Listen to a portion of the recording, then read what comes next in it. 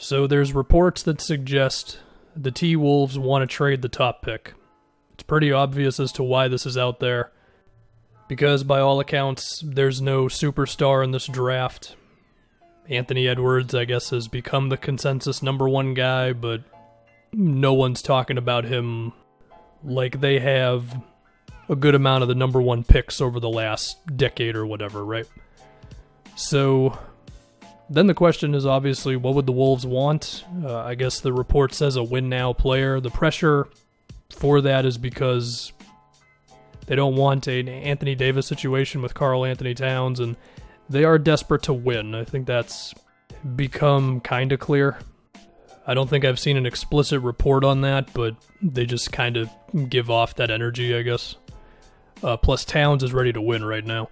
So there's a lot of possibilities here, one of which is the pick does not get traded. We should always remember that.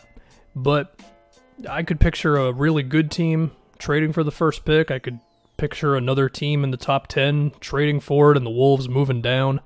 Maybe there's some guys projected to go lower that they really like, and they think the return that they'll get on the pick plus the guy they select is better than just picking whoever with the number one pick, right? So maybe the Wolves would love the hell out of Devin Vassell, who's a defensive wing and they need defense. Maybe they love Denny Avdija, who's more of a playmaking type of wing. Maybe they really like Isaac Okoro, who's more defensive as well. Tyrese Halliburton, who seems like he could be a strong all-around player. And, you combine that with trading for whoever in the actual move. Now, looking at teams who we think could be a part of this move, you have to assume the Knicks would love to move up. They've got a couple extra picks. They've got the Mavs picks from the Porzingis trade. They've got the Clippers pick from the Morris trade. But I don't know if they have the personnel that the Wolves would really want. Unless the Knicks would be willing to give up RJ Barrett, but I have to assume they would not. I think if the Knicks were really committed to getting the first pick, they would probably have to get a third team involved. Because, I do think they have the draft picks to facilitate the move, but I just don't think they have the players. I have to assume that Charlotte and the Bulls want to hang on to pretty much all of their guys. I mean, could you talk me into the possibility of Lauri Markkanen getting traded for the first pick and then Minnesota moves down to number 4?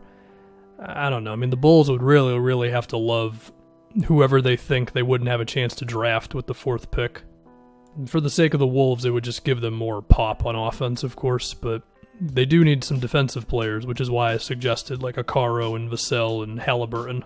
Another suggestion I've seen is Zach LaVine for the pick in some way, where maybe the Bulls then use it on LaMelo Ball, and perhaps Malik Beasley is moving in the deal as well, so the Bulls still get some sort of scoring at the 2-guard spot. Maybe. I mean, if you really love the hell out of Malik Beasley and you think LaMelo can immediately transform the Bulls' offense, then perhaps.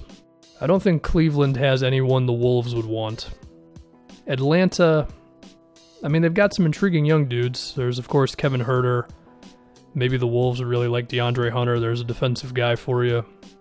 Could we see John Collins moved for the first pick? I don't know. I mean, if you want to be cynical, you can find a way in which the Capella-Collins front court might be a little awkward. And for the sake of Atlanta, selecting like another wing player and just having 4 real perimeter guys around Capella, maybe that would be better for them. In the case of the Wolves, they get John Collins and whoever they want to pick at number 6. But my gut tells me the Hawks would not really want to move Collins. And, I mean, as far as Huerter and a bunch of stuff for the pick, I don't think that's going to be good enough for the Wolves. The Pistons, I mean, if you put Christian Wood and Luke Kennard in there, I'm sure the Wolves would consider it. But I don't think the Pistons want to do that much. I don't think Derrick Rose moves the needle. I mentioned the Knicks, the Wizards. I've seen it suggested Bradley Beal for the first pick. I think Beal is way better than whatever this first pick is supposed to be. And I think the Wizards are at least going to give it some time to see if they can keep Beal long term. For Phoenix, I mean, if the Wolves just loved the hell out of Kelly Oubre, then maybe, but I have to imagine it would take more than that, and I don't think the Suns would want to go too nuts to get the first pick. As for the Spurs, Kings, or Pelicans, I guess I'm just filling out the lottery now. I don't think any of those teams really have something. I mean, the Pelicans, if they wanted to, they could put Drew Holiday in the move. I don't know if the Wolves would want to get that much older from trading the first pick. Like Drew, he's not old, but he's certainly not young.